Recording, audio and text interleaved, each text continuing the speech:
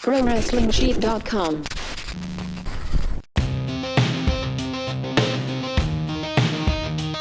Welcome, everybody, to this week's episode of Collider Body Slam SmackDown Live Recap. I'm wearing the honorary blue for SmackDown Live. I'm so excited to talk about this. I got a blue jacket on. Is that? No, that's a black jacket, son. No, it's blue, I think. Blue? In what? What? Look behind you. That's It's blue. like dark blue. Is that? You think that's navy? Yeah, it's like navy blue. It's the same color as your yours hair. is more.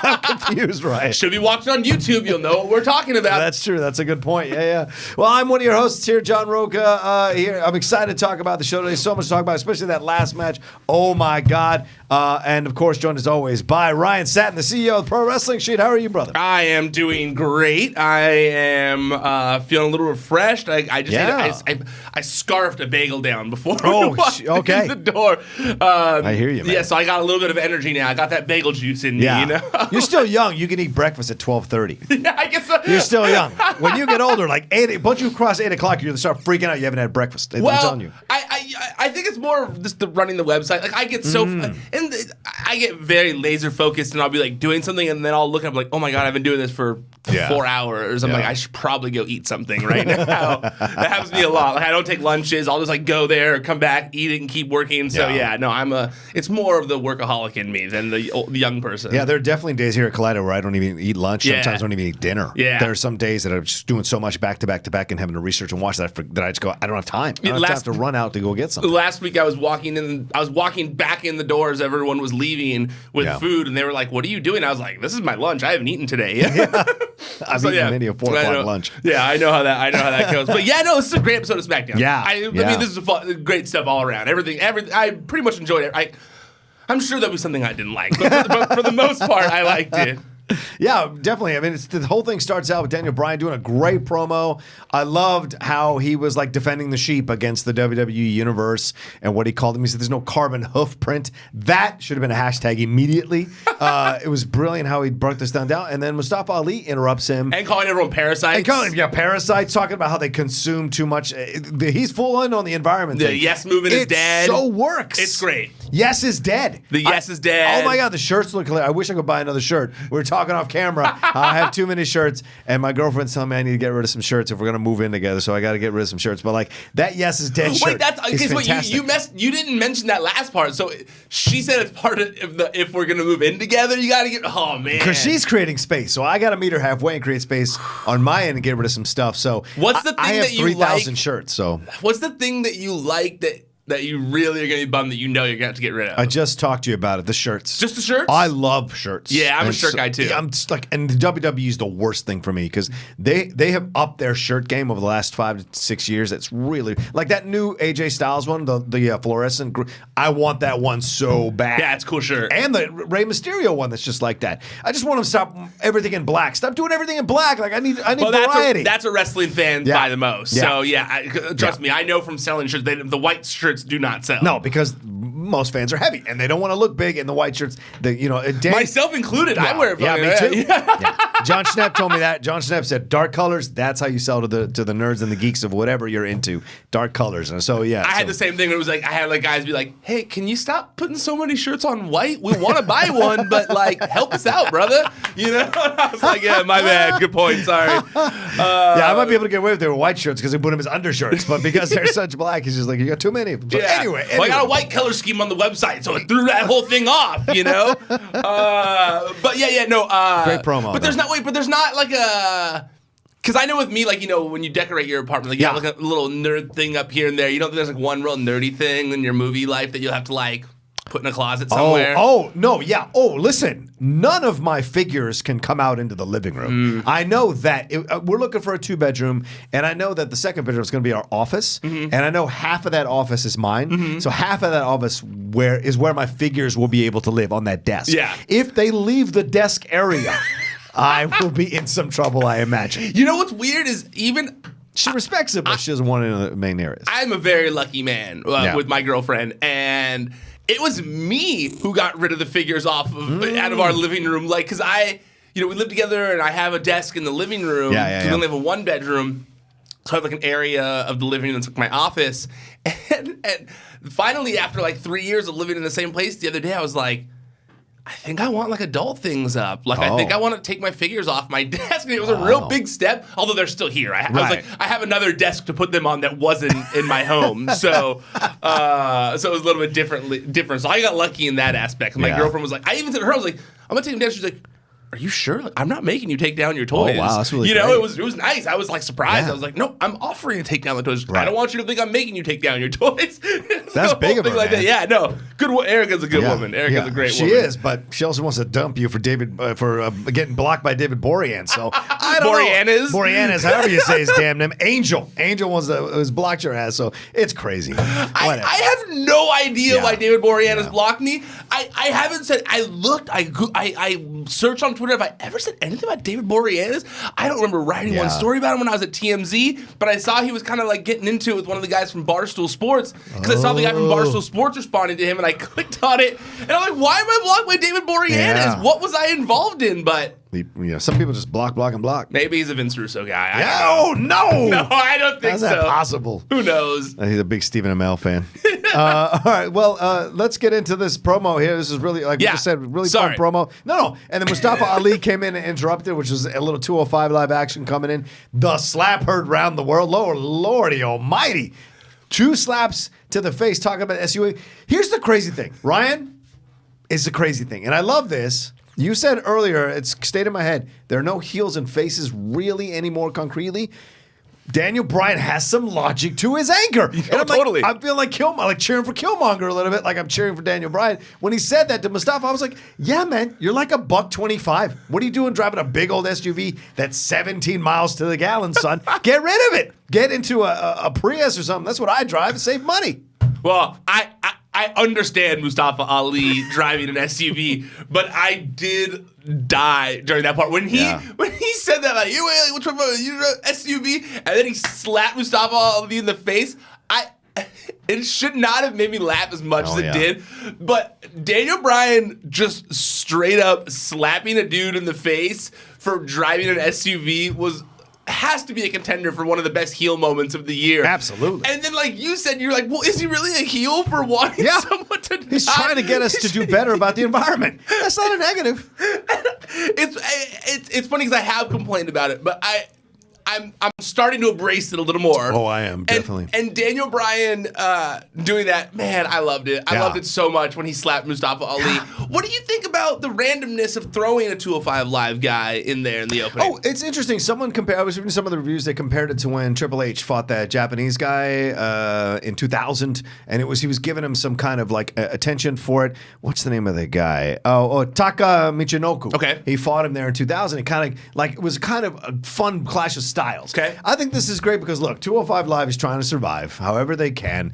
Daniel Bryan is probably a big fan of these cruiserweight guys trying to get over. He was part of the Cruiserweight Classic. Exactly, considering he was part of that, and then how he came through with NXT, with the Nexus and everything like that. He probably is a big fan of this situation. So why not? Mustafa Ali, give him a little love, have a good match with him, put him over. But I think it served a purpose, though, to make him even more of a heel with Daniel Bryan, but it also highlights 205 Live. So to me, I didn't mind it. It was kind of out of the blue, but I'm like, oh, sure. It's SmackDown. They try new things on SmackDown all the time. And so I'm open to it. Yeah, because Jamie texted me while watching the show, like, did I miss something? Like, what's happening? Like, is there a feud going on? Like, what did I miss? And I was like, no, it's just like they're just, getting into it. But like, I do think all parties gained out of it. Everyone benefited out of it. I think that one of the things that I liked was, even though Daniel Bryan is beating up a 205 Live guy, he also put that 205 Live guy over in the same moment, Big time. Like when Mustafa Ali came out and did the like cliche, like, I'm so and so, and like started to say who, and Daniel Bryan like stopped him and was like, hey man, I know who you are. I'm Daniel Bryan. I'm wrestler's wrestler. Obviously, I know who all you guys are. I was the announcer for the Cruiserweight Classic. I know who all you guys are. Even though Mustafa Ali was like an alternate, I think, in the Cruiserweight Classic, but still, like he knows, like he knows who all of these guys are. And I thought that was great because he kind of like, he built him up and was like, yeah, I know you, like I know where the place you're coming from right now. Like I was you. That was all great stuff. Like and then, great match. Yeah, really good match. It was a little odd to have such big moments happen in the commercial break. Yeah, what the hell is that all about? A little weird. It's bad timing. It was. I think it was more just bad timing. I really do think it was. Like, because like, correct me if I'm wrong, like the Spanish Fly happened during the commercial break and the Yes Lock thing. There was a lot going on in that commercial break. Usually in the commercial break, when you see it in the little box, it's a headlock. It's like you see one of the guys in a headlock, or someone gets thrown out the ring. Someone gets thrown out of the ring. You know, things like that. It was I was like, oh man, they. You know, for someone who, you know, let's say they watch on you know, after the fact, you know, they're fast forwarding because they think it's commercial, like they missed a lot during that part, you know. But you know, it still made Mustafa Ali, you know, look like $1 million. Obviously, he shouldn't have beat Daniel Bryan, you know. But yeah, I thought it was great all around. I think that. Even the post-match beatdown, you're like, Daniel Bryan's a dick, you know? Like, and it's but I like that nobody's really like against it because it is good. It's fun to watch. It's a welcome change. You know, we already talked about that last week. How you know we're finally giving up on the like bum that Daniel Bryan isn't a face anymore. Right. It's great. I mean, Daniel Bryan is a great part of the show now as a character. He's doing fantastic work as well. I was a little bummed that he had new side plates though. I wanted to see him without the side plates. I like to see him keep going without the side plates, but small little nitpicky thing right there. Yeah, man. Damn it! If I ever win the SmackDown title again, I'm gonna. If I ever you know, go for the SmackDown title, the tag team titles rather. I'm trying to say the tag team titles. If we win the tag team titles next year, I'm gonna put the locks on the side, the plates on the side of the toast title. Yeah, you should put the plates on the side of it. That'd be badass. Yeah, I can't do it on the singles title right now because she won't let me touch it. Because that belt was like especially made. But if we win, if the founding fathers, Dan Merle and I win the titles next year for tag team titles, I want to change the plates to put Outlaw and then Dan on the other side. Like two separate plates. One on the side of Outlaw and one is Dan, the greatest of all time. That'd be so awesome. Be a blast. Yeah, that would be awesome. Yeah. You know, we posted this video on the site of Mustafa Ali after the match getting you know, props from other wrestlers in the backstage area, and I'm wondering, I don't know, I guess. Do you think that the smart decision would be to bring Mustafa Ali to SmackDown now? Yeah, not yet. I don't think so. I think you've introduced him. Look, remember they brought up Nikki Cross, and she didn't go up to the main roster. And I think that's been a mistake. Oh, that's fair, but they brought her in to fight Becky, and they didn't put her in the main roster after the fight. So I get that. Although we haven't seen Sanity at all, have we? Since that? Or the B team. Yeah, we haven't seen either one of those guys. I didn't even think how we haven't seen the B team. They're They're like, they're like missing in action. They're washing Vince McMahon's car right now. No, but we haven't seen Sanity, so I guess in theory, you could say she's been hanging out with them this whole time. I guess. In theory. Yeah. I'm wondering though, like, and this is pure speculation. Is there space for him though? That's the thing. This is pure speculation, I'm wondering, but with Bray like kind of like teasing a new character, did you see that? Where he kind of like teased like, the mask. And I had heard that he might be kind of like undergoing a little bit of a gimmick, not a gimmick, but a change, a little bit of a change, a little bit. Yeah, transformation. I think the comic book image that he used was something about like the family or something, but it was like about killing the family or something. I forget exactly what it was. Okay. I'm wondering if they're going to pair Bray Wyatt up with Sanity. Oh yeah, like a new family, like a new that works like in so many ways, and that's why they've kept him off TV this whole time. Right. Oh, I like that idea. And this is not like any inside info, but I just wondered like. They really now it almost feels like they've made a point to keep Sanity off of TV like, and I don't know what that reason is, but I mean I could be thinking a little bit too deeply, but like I don't know. I think that works. I feel like they'd be a good pairing. Yeah, because we don't have Rowan and who else? Eric Rowan. Who was the other guy? And Harper. Yeah, we don't have Harper and Rowan. So and Harper seems injured. Yeah. So although he is like totally messing with the internet and showing up and tried to drag me into it over the weekend when he was at a UFC fight, and I don't know if you saw it, but he was at a UFC fight, and someone clearly at his behest posted a picture of him. I think it was that guy from Wrestle Rap Amelia, but he posted a picture like a selfie kind of status with Luke Harper. And said, like, I think retirement suits Luke Harper well, or something along those lines. And Luke Harper quote tweeted and said, "Don't tell Ryan Satin or Big Dave." So I'm pretty sure he was messing around. But still, I mean, I do think, and think about Bray Wyatt and Nikki Cross. Yeah, that's what I'm saying. Those two together would be like I feel like would be like the dream. Maybe she's Sister Abigail. I know they're not going to go there because didn't they already kill Sister Abigail, right? Like they did that whole burning of Sister Abigail storyline. Right. So maybe she's Sister Abigail's daughter. It's my knees, damn it. No, I love the sanity angle with Bray. That would be fantastic. That would be cool. He needs a new family, and maybe this time they don't piss it away and they actually figure it out how to do it right. I would like that. Yeah, I'm down with that. Absolutely. And even like, I don't know, like that mask thing looks like one of those kind of like sanity mask kind of things because he has like the Joker kind of like mask to his face. I don't know. Yeah. It works. I think too much sometimes when I'm on the internet. It's a positive thing. Nikki Cross and Eric Young with Bray Wyatt. Sweet Jesus Christ! Right? That sounds like money right there, dude. Especially with Killian Dane and the other guy. Like, man, that's, I like it a lot. It's destruction all around. Well, speaking of destruction all around, there was a battle rap on SmackDown between the Usos. Was that right and after the this? Bar. God, yeah. It was the Usos and the Bar. They did their whole thing. While the New Day watched on and judged, wearing their best bow ties and suits and everything like that. This was so funny and weird and fun, and it totally worked. Why? Because Sheamus and Cesaro totally dialed into it. Yeah. Tried to do something fun, and it actually came up with a really funny way to rap using Vanilla Ice. Of course, two pasty white guys using Vanilla Ice. Of course, is brilliant. Of course, but their red jumpsuits. I'm not gonna lie to you, that Adidas red jacket is pretty sweet. And so to see them doing that with the old Kango hats and not the Kango, what do they like the bucket hat? Is that what they're called, right? Yeah, with the gold chains, everything. And then hilarious. I like how Sheamus had it cut out like Scotty 2 Hotty, so he kind of looked like new school Scotty 2 Hotty with the hat on.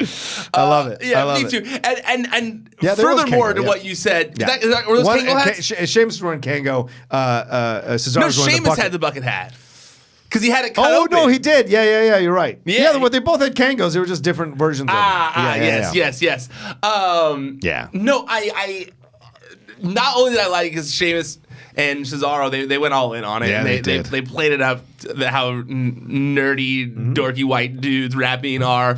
I liked that New Day could be dressed in basically Dumb and Dumber outfits and be funny the whole time, but then at the end, when they had to turn it on and be intimidating, I loved that they were able to be intimidating while wearing Dumb and Dumber outfits. Yeah. Like that cracked me up because you were like, oh, I wouldn't want to mess with those guys. Right when they turned at the end before they all started fighting. Yeah. And also, similar to John Cena back in the day where he had those promos where he would freestyle or whatever, the Usos shine so brightly when they're allowed to do these rap kind of promos. Yeah. That shit was fly. That shit was dope. When they were going in there, they were spitting all. Now, obviously, it's not a freestyle. I'm sure most of that was written. Whatever. Yeah. Still cool. It was totally still badass. Worked, yeah. The way the cadence in which they spoke, everything about it was really cool. I really, really liked it. And it wasn't old rap. It wasn't old rap style. It was new rap style. Yeah. And I appreciated that. It was like what you see in those battle rap videos of now. Not the ones from the Eminem era and stuff like that. Right. But it's what you see now, you know? And so, I thought it was really cool. And obviously, I'm not sitting there watching rap battle videos, but from what you see on the internet sometimes. About it. Yeah. But even when they mentioned his injury and the way they were all able to work all those things in there, I was like, man, they are good. They are. The Usos are good. Yeah, very good. Yeah. I even felt man, Jay, I've always felt like Jimmy, and I've said it on here a bunch of times, that Jimmy was the strong, that I felt could have singles potential. But I was watching this going man, Jay too. Jay's they're both so talented. They're both have so much charisma. I really, really, and I hate to say this, but I would love to see them split up in the next Superstar shakeup and each given their own singles run somewhere. I think they're going to win the title, so maybe that can't happen anytime soon. Probably. Probably. But this is just me personally speaking. I would love to see them both get a singles opportunity. I think they're both great wrestlers. Do you think they'll win at TLC? Do you think it's time, or do you think the Bar need to have it for a little bit longer? Because the Bar just won it. I think the Bar should keep it for a little bit. I think the Bar should keep it. Okay, and then build up the Usos, and then the Usos take it. Yeah, like at WrestleMania or some shit. And then let them have the TLC match that everyone's bummed they're not having this weekend. Yeah. Put that on WrestleMania because there's not usually a ladder match anymore at WrestleMania. Yeah. We don't get the Money in the Bank at WrestleMania anymore, which I think is a mistake. I used to love that Money in the Bank match was at WrestleMania, but I also understand there's multiple brands that makes it its own show. Right. Whatever. But I think one of the things that's missing sometimes is when there's not a ladder match at WrestleMania, I'm a little bummed. So I agree with that. I would like them to kind of, if they're not going to do it this weekend, to build towards it now so that they can do it at WrestleMania because that would be awesome. Yeah, agreed. Also, did you see Vanilla Ice chimed in on it? No. Yeah. I posted it right before we started. He said, I'll pull it up. He said something along the lines of like, "This is so bad, it's awesome. I love it." Like that's basically what he said. I don't really need to like get that verbatim, but you would know. Yeah, I loved it. I was like, oh man, I love Vanilla Ice. He's cool. Cool dude. It broke it down. The whole thing broke down. They all fought each other, and then the Bar stood tall at the end there, looking good. So we'll see what happens. Then next we move on to Miz calling out Shane McMahon, having the trophy, doing that whole thing with him, and then eventually he got the Vegas Bros to come down and beat up on Shane to force Shane to fight back. I don't know how I feel about this, to be honest with you. It feels like a bit of a waste of Miz, but I'm always a fan of Shane McMahon getting TV time. I love Shane McMahon. I just want to know where it's going. Yeah. Like, and obviously they're not going to be like, here's where it's going, now we're going to continue. That's not how television works. But, like, I don't understand.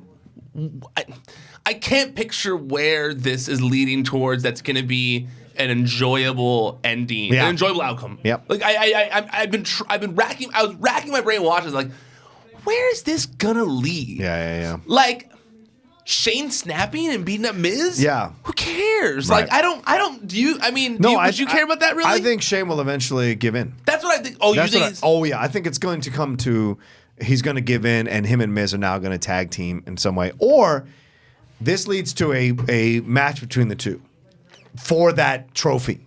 But like, okay. Because they're giving him something to do. Because Miz right now can't be involved in the Daniel Bryan thing just yet because AJ Styles has to get out of the way. Yeah. Once that finishes up, then Miz can slide in. But I feel, okay, and I agree with you. Yeah. Do you think that this is, because I feel like everyone is foreseeing a Miz face turn. Oh, yeah. It's on the table. I don't know how this facilitates getting there, because I think you're right. Mm-hmm. I think that Daniel Bryan is focused on AJ Styles right now. They have to finish playing that out. AJ Styles was a champion for a year. Like they have to let it play. It would be stupid to be leaving money on the table and just, he beat him, move on. Yeah. You know? So I think like while they're doing that, they want to turn face. They want to turn Miz a little more face. Yeah. But I don't understand how they let's say they start teaming together. Yeah. Like, will Miz be able to turn face out of that? No, yes, possibly, because Shane is a face to a degree, because people like Shane. He's not a heel. He did slide in and win that win the trophy and everything like that. So you think they'd be like a face team? A face team. Okay. So it'd be less of like a heel turn for Shane and more of a face turn for Miz, that Shane is accepting Miz as the best in the world, basically. Yeah, but we already have too many face teams. Yeah, with the Usos and the New Day. Yeah, I don't think we need that. No, and the Bar is a heel. Yeah, they're heels. They're heels, but they're very much like loved by the fans. They're jokey, and, exactly. Yeah. So they play along with the stuff, and so I don't know if it would work, but I think this is going to lead to if it leads to Miz becoming face. The reason it works is because Miz is being goofy and being so needy and wanting this situation to work so badly that fans will start to get behind him a little bit because he's kind of the underdog, and that's what fans love. And I think this is the way to kind of smooth the tracks for him to get to that spot. But I agree with you, Ryan. I don't know where this is going. Yeah, because it doesn't feel logical. Yeah, I guess that's more relevant. Like, I get the point, the pieces that you're putting together there. I think the logical thing is where I'm most having difficulty with it. And it's funny. The Jimmy Jacobs, who's a former WWE creative team member, now works at Impact. He's been kind of all day, not all day, all morning and last night a little bit, kind of like defending WWE creative and how difficult it is to write 52 weeks of television a year and with no breaks and all that kind of stuff. And so I've been like trying to think about that while we talk about this kind of stuff. And so I mean, like, I get it, but this one, this is like, I also think that when you're repeating something that is clearly like not really something that people are enjoying, I wonder why you continue on with that. You would think like, okay, this isn't working, maybe we move on. But you know, I am interested to see where this is going, because I mean, you're right. It does have to end with Miz being a proper face to go against Daniel Bryan. Yep. Understood. All right, let's move on. The Randy Orton promo with Rey Mysterio. Did you like this Randy Orton promo? Did you think it was good? And then with Rey coming in and attacking him and stuff like that? Yeah, I kind of did, actually. I think that feuding with Rey Mysterio has kind of refreshed Randy Orton a little bit. Yeah. Only because it's been so long since Rey Mysterio had been there. So it's like you feel like you're getting something that you haven't seen a million times with Randy Orton. Yeah. So I do like it in that regard. I think that they're blending well together.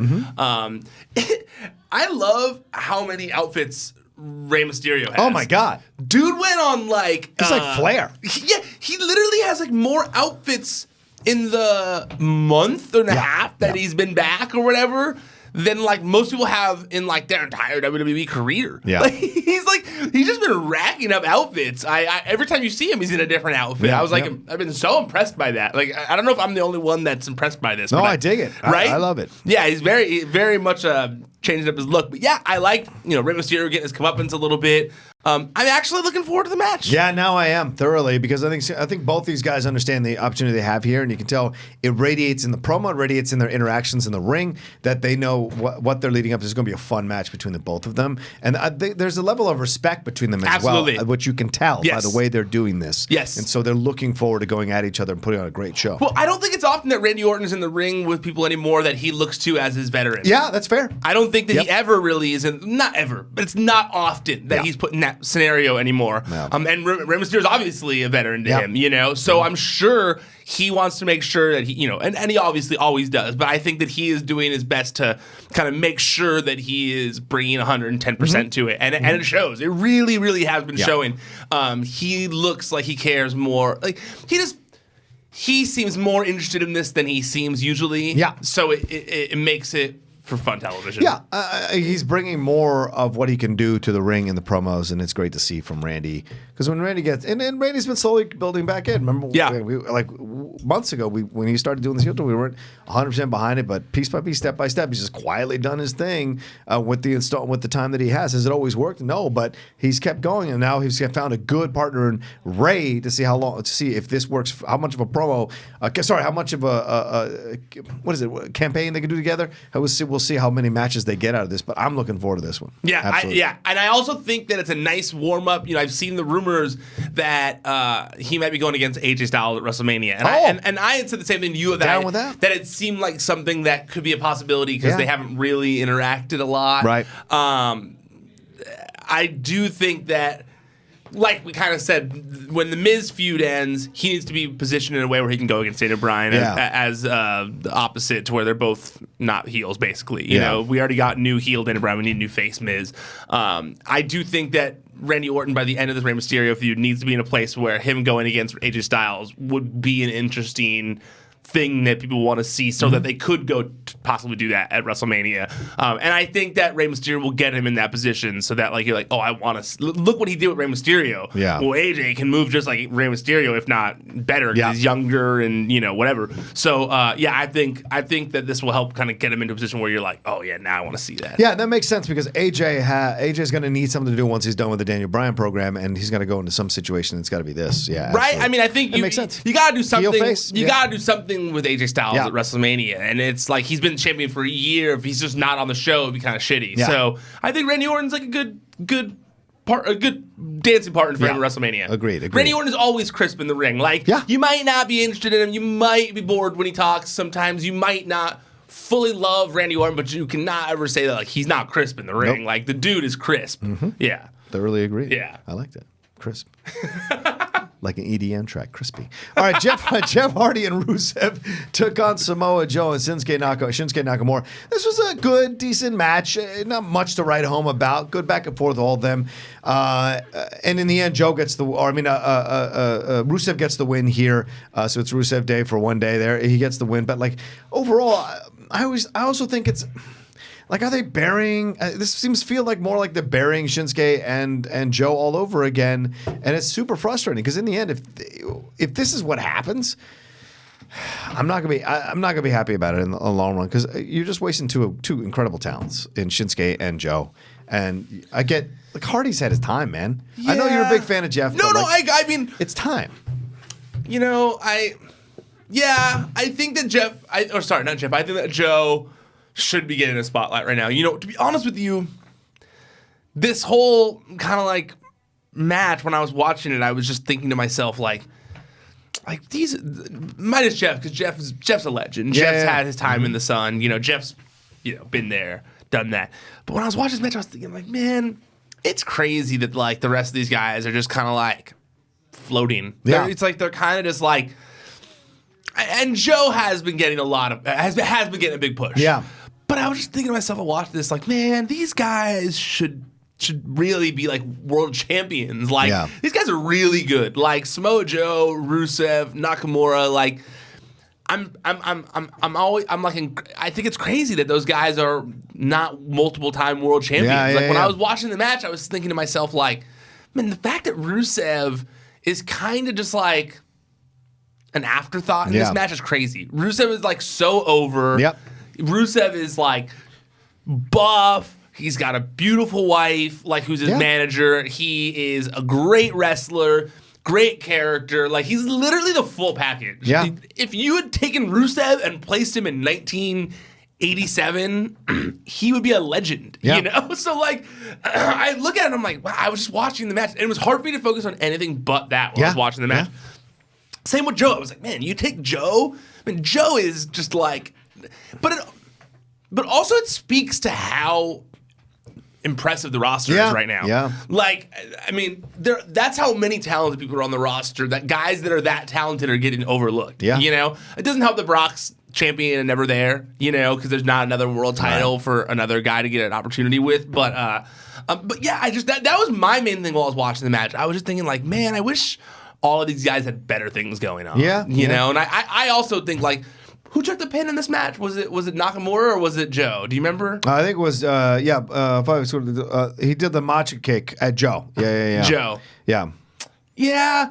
I would like to see Joe winning more. Yeah. I would like to see Joe winning more, but at the same time, like, not everyone can win, I guess. Yeah. You know, I mean, heels have to lose, so you can't be too mad about it. It's true. It's true. But I mean, I wonder what they're gonna do with the United States title going for. Like.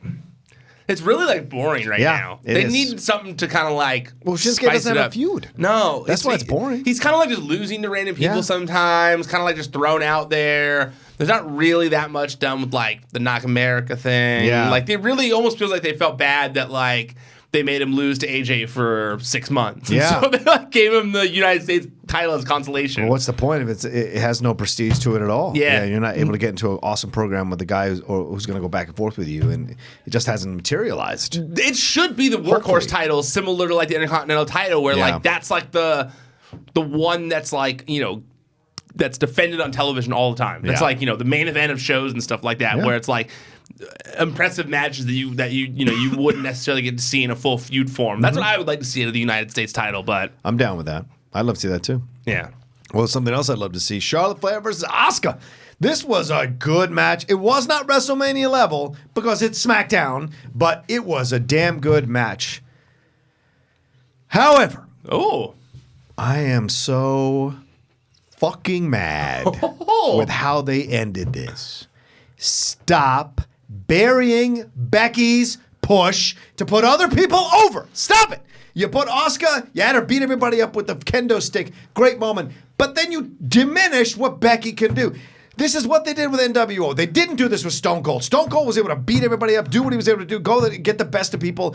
You're pissing this away with Becky now because it wasn't in your fucking plans, and now you see this happening. You let Charlotte take her act, and yes, she can't wrestle, but you let Charlotte take her act because she's injured right now, and now you put Asuka in this position to get over on both Charlotte and Becky, and that's bullshit. I just hated the ending. Now, the match itself, fantastic. Two top female wrestlers, period, regardless of gender, at the top of their game, going back and forth. Great spots, great back and forth. Her counter when Charlotte tried that spear, incredible. The double knee, I don't think I've seen that before. Really great stuff all around. I also like the moonsault. Yeah, the moonsault. Yeah, that was cool. It was like moonsault, reversal into like a submission, but then that got reversed. That was cool the way they did that. It's great all around, but I just hated it. Anyway, No, I liked it.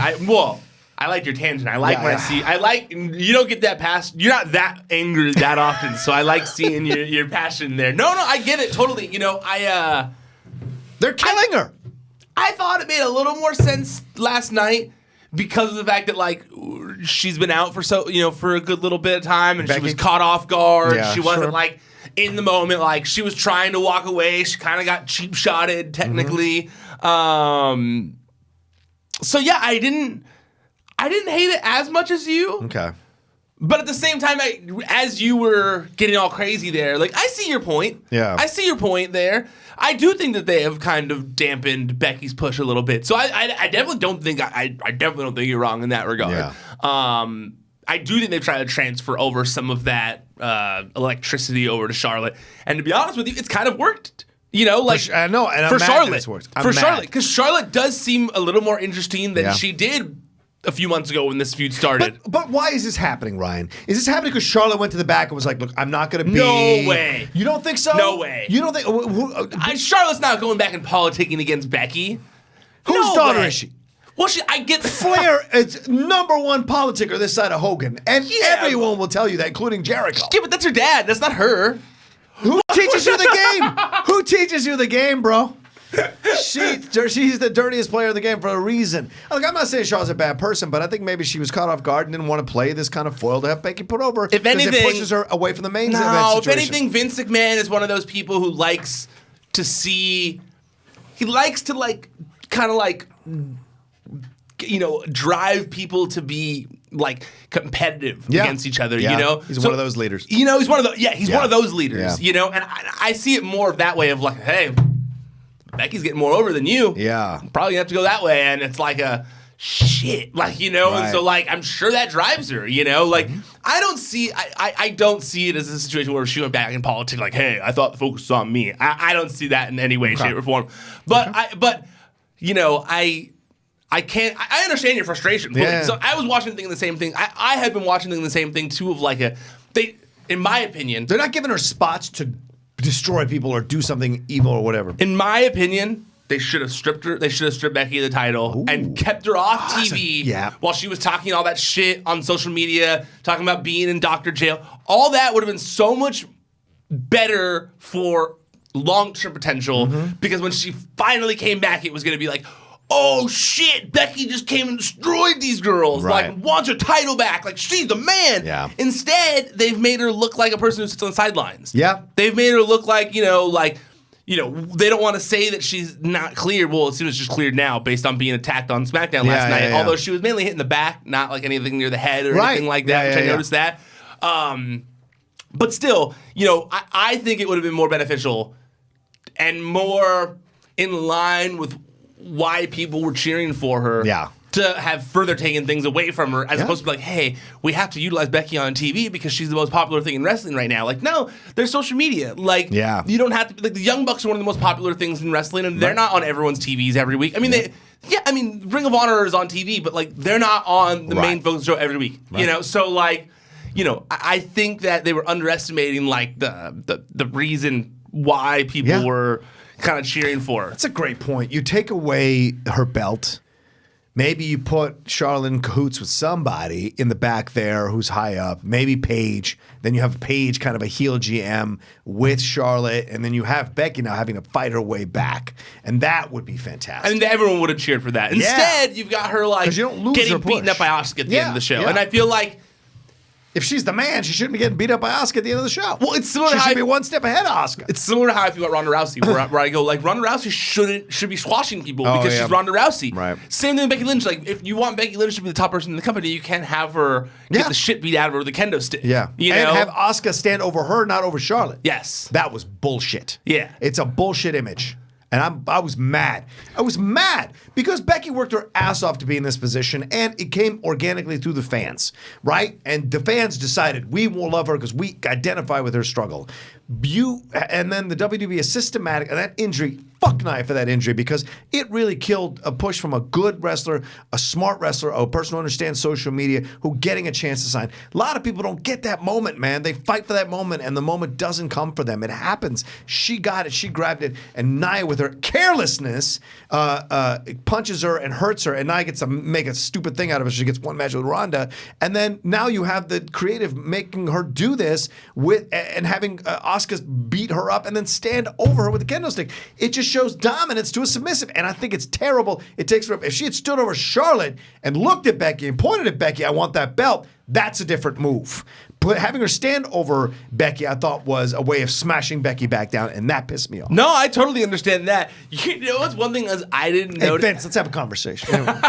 There was one thing that didn't think about it until I saw until someone pointed it out on Twitter. Yeah. And then I thought to myself, like, man, that's a good point. Why did they do that? And that's the fact that the three-way is going to be a TLC match. Yeah. Which has nothing to do with kendo sticks. It's not like a kendo stick match. No. Why was Asuka beating them up repeatedly with a kendo stick and getting the kendo stick over? Like, why wouldn't she have used, like, a chair, which is part of the match? Yeah. And then I was like, damn, that's a good point. I didn't think about that while watching it. I will say this on the other end of the spectrum. Sure. Visually, I didn't hate it as much.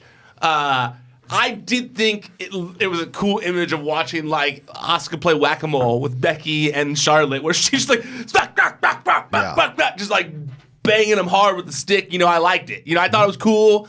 I think that a lot of people, I think Asuka in a lot of people's eyes, because of losses and things like that, she has gone down a peg in terms of importance. Sure. So her going ham on Becky and Charlotte and standing victorious over both of them, I kind of get, because I think that she did need a little extra push to be a little more believable. Yeah. But at the same token, like, I do worry that I'm wondering where it's gonna, how the TLC match ends, because Asuka needs a title now. Yeah. And I think that, I think they need to take the title off Becky Lynch in order to get back to what they were doing with Becky Lynch, to where she feels like the underdog. Because if she loses the title, people are going to be pissed. Even if it's Asuka, people are going to be pissed, and it'll be a thing, and that will help catapult her back to where she was before the Nia Jax thing. Do you think that they will? Well, I think they will. I do think they will, actually. I do. I think that's I think Asuka wins the title. All right. Well, let's go through that, because that's our SmackDown Live recap. Let's go through the matches TLC coming up this weekend. You have the Mixed Match Challenge final, R-Truth and Carmella. How the hell are they up against Jinder and Alicia in the final? How did this happen, for fuck's sake? Injuries. Yeah. Lots of injuries and sicknesses and all that kind of stuff. I mean, yeah. This is so weird. This season, the second season of the Mixed Match Challenge was just like such a mess. Yeah. It was honestly, like, I barely paid attention to it. Yeah. It was like, it really seemed so like just all over the place. They were just trying their best to get through it. It felt like. Well, R-Truth and Carmella, I think, are going to take this thing. It just seems to make the most sense. I don't think give Jinder and Alicia a push.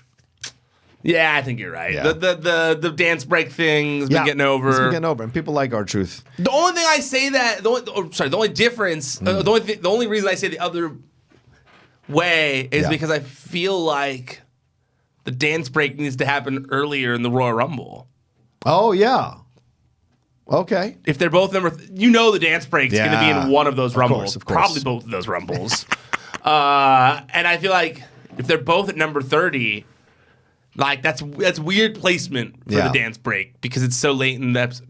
Because of that, I take it back. I'm going Jinder Mahal and Alicia Fox. Wow. That's what I'm going with. Okay. I'm changing mine. Yeah. I'm going Jinder, former world champion, getting the number 30 spot. Alicia Fox, one of the longest tenured roster members in the women's division, wasn't in the last Women's Royal Rumble, right? Wasn't she like injured or something that? I remember all that going on. So yeah. That's my guess. Okay. All right. Buddy Murphy versus Cedric Alexander in the Cruiserweight title. Cedric Alexander. Okay. Yeah, I feel like. Okay. I mean, I don't think anyone's really going to be. I don't think anyone, like, the majority isn't going to be like super caring about this match anyways. Yeah, I agree. But Cedric Alexander. Okay. I think. Wait. Buddy's champion though. Yeah, Buddy's champion. I think Buddy wins. I'm sorry, I take it back. Okay. I forgot Cedric's not champion anymore. Okay. But Buddy's keeping it. Yeah, I think I Buddy was going with keeps the safe response. So sorry. Buddy. Cedric doesn't need it for what he's doing with AOP. No. Natalya versus Ruby Riott. Tables. Oh, it's got to be Natalya. Yeah. Oh my God, if she doesn't win in this match, we've seen it happen though. Beth Phoenix lost in Buffalo. We've seen it happen. She's got to win this match. In honor of the Anvil. It's in honor of the Anvil. Yeah, but you also got to look at WWE putting people over. Anvil and Natty are like fucking lifers, and they will put over Ruby because Ruby's the up-and-comer. That's possible. I'm going Natty. Okay. I'm praying that Natty wins this. I'm praying. It'll be... I'm going with Ruby because I think it makes her even more of a heel, and Natty's always been a giving You think she's putting her wrestler. through the Anvil table? Mm-hmm. Oh, man, Rocha. Maybe. All right, SmackDown Tag Team Champions, Sheamus and Cesaro versus the Usos and the New Day. Great triple threat match. What do you think in this one? It's got to be the Bar, Yeah? I think. Yeah. I feel like the Bar, too, because they just got it They just got it. Yeah, give them a little bit of a run, then the Usos are going to take it. They had that time off. Yeah. They're not. They don't feel, They don't feel tired. No, not at all. If anything, they feel very fresh. Yeah, I think the Bar. If the WWE wants to do a real documentary, they should do a documentary on the Bar. And they should go from like that 7 match that when people hate or put comments up there, people were done with both of those guys. People were over this stuff. Then how the Bar had to fight for even a modicum of respect, and how all of a sudden they have become one of the favorite tag teams, regardless of face or heel, in the WWE universe. Pretty incredible what's happened in their journey. Bobby Lashley versus Elias. Who you got? Elias. Wow. Okay. Yeah, Elias has got to get his. And isn't it like a. It's got a stipulation now, doesn't it? It's got. Isn't it like a ladder on a? Isn't it? Or sorry, ladder. Isn't it like Leo's a guitar there, right? on a pole or something? I thought Leo was on the pole. I think there's a guitar hanging above the ring or something like that. Okay. So because of that, it's got to be Elias. Okay. Elias got to get his comeuppance on. I feel like all the bad guys who've been running amok are finally gonna kind of like get their comeuppance. Yeah. All right. Yeah. Randy Orton versus Rey Mysterio. Randy Orton. Oh, you think Orton? Yeah. Wow. Yeah. Okay. And like I said, he's got to be in a place where he's. Good point. He's got to be like strong to go against AJ. So I Right. feel like he's got to come out of this where the new legend killer is still just as strong. Right. All right. Drew McIntyre versus Finn Balor.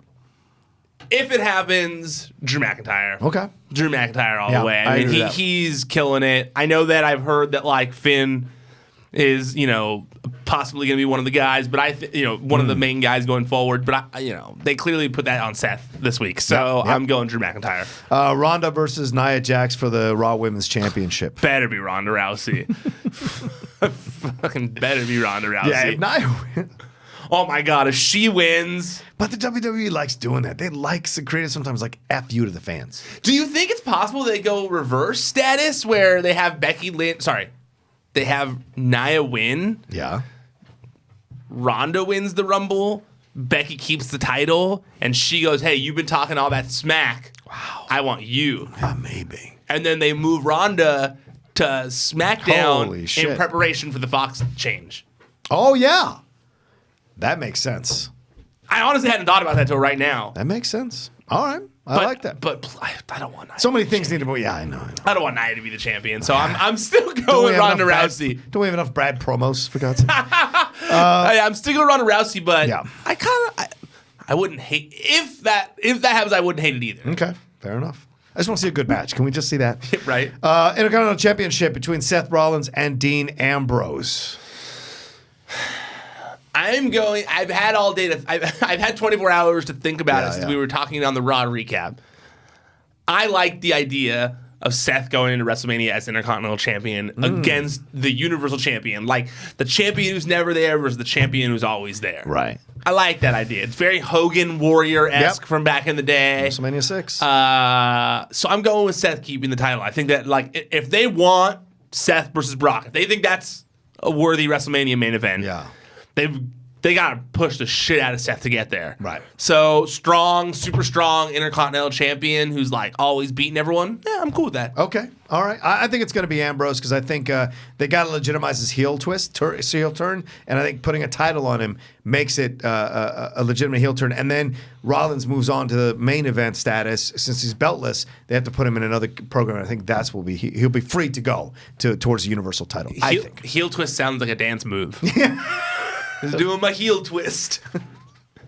or a submission move. All right, WWE Championship, Daniel Bryan versus AJ Styles. Who you got in this one? It's got to be Daniel Bryan. I think so too. Yeah. It'd be silly to take the title off him at this point. It'll be a great match, though. Yeah. Certainly, I think so. All right, TLC match. Braun Strowman, for some reason, against Baron Corbin. If this happens. My guess is Braun beats Baron Corbin. Alexa becomes the actual GM. Yeah. Braun goes back. Baron goes back in the wrestling pool. That's my guess. Okay. And then we finally build towards Braun versus Brock. Yeah. At Royal Rumble. Right. That should work out. Right. For the record, I called the Alexa Bliss thing. You did. I suggested it. And ever since then, I've been on board with it. And she's embracing it. Those pictures she's putting on Instagram and on social media of her in the Raw thing. I honestly, if she never wrestles again, I don't think I would mind it. I think she's a fantastic GM. If she's a GM for like 10 years, it'd be fantastic. I do. I just love her. I think she's great. She's great on the mic. He says that a year in, he'd be like, "Oh, are we gonna always have Alexa Bliss?" 2 years in, I'm like, really? 2 years of Alexa Bliss as GM? You know you'd be like that 10 years. Put her back in the hot pants. That bullshit. 10 years. I wouldn't want any GM for 10 years. Well, this is Brian Cashman, New York Yankees shout out. All right, anyway, last match. TLC SmackDown Women's Champion Becky Lynch. Oh, by the way, the Strowman thing, I think it'll be, if he wrestles, it'll be a squash match. It'll be over quick. Agreed. And Strowman can do that, and it's believable. Agreed. And people want Corbin to get his just desserts. Agreed. And I think they're trying to let Braun rest up as much as possible for his elbow so that he can be ready for WrestleMania and all that kind of stuff. Yeah, agreed. SmackDown Women's Champ, or Lesnar comes out, interferes, and helps Corbin win. Then you set up the match, and you give Strowman more time to recover because if he hurts Strowman, gives him more time to be on the shelf. Not a bad idea either. That's a possibility. Not a bad guess. All right, TLC SmackDown Women's Championship: Becky Lynch versus Charlotte Flair versus Asuka. Asuka. Yeah, I think Asuka as well. I think Asuka. Yeah. Even though the wrestling playbook goes like, well, if they stand tall at the end of the show, at the end of the go home, they're not winning the actual match. Right. I think it was like reverse psychology there. I think Asuka's winning because the only way you can take title off Becky, if they weren't going to strip her of the title because of her injury. The only way you can take title off Becky is by and making it where she can still say, I never lost my title. I deserve Ronda Rousey or whatever is via ladder match where she wasn't pinned. Okay. She was on the outside. Something else happened. Ronda Rousey's crew came out and attacked her. The Four Horsemen came out and attacked her. Something like that to where that it's Asuka finally gets the title, but you also don't have Becky hurt at all from it. Or man, the possibility is, I'm thinking about it, if Charlotte wins the title, then you have Asuka losing to Charlotte again. You create this program, and then Asuka defeats Charlotte at WrestleMania a year later, having lost her streak to Charlotte the year before. Also a possibility. Yeah, and then Becky gets even more upset that Charlotte has the title. Also a possibility because I do know that like what I had heard before Becky became the biggest thing in wrestling was like, what they're doing what they were looking to do at WrestleMania was Charlotte versus Rousey and Becky versus Asuka for the title. That they were going to get Becky over for a few months as a heel, have her go up against Asuka. Asuka finally wins the title at WrestleMania. Yeah. Charlotte was going to finally get over this great feud with Becky, heel Becky, and then transition back to Ronda. If they just switch roles, it's not the most. It's a believable situation. I'll go out on a limb and I'll say Charlotte, thinking maybe that's how they want to play it out. So, and then Ryan has Asuka. We'll see. All right, well, that's our Collider Body Slam SmackDown Live recap. I want to thank everybody for watching and listening and commenting. Ryan, want to tell them all the stuff they need to do? ProWrestlingSheet.com is the website. At Wrestling Sheet on all social media. You go to YouTube.com/C/Wrestling Sheet for all the videos that we put up here. If you want to just listen to the audio only, it's Podcast One.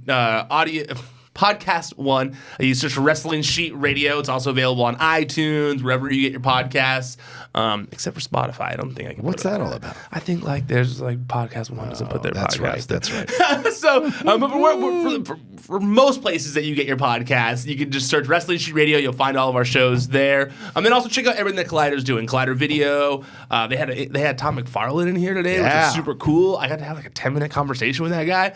The coolest dude. I recommend checking out the interview he did on Collider Live. I think he did another interview in here afterwards. But there's also Collider Gaming, Collider Quick Hits, Collider Podcasts. If you watch TV, if you watch movies, you're going to like everything that Collider is doing on YouTube. So go make sure you check all that out as well. True. Yeah, thanks everybody for watching. You can follow me at The Rocha Says on Twitter and on Instagram.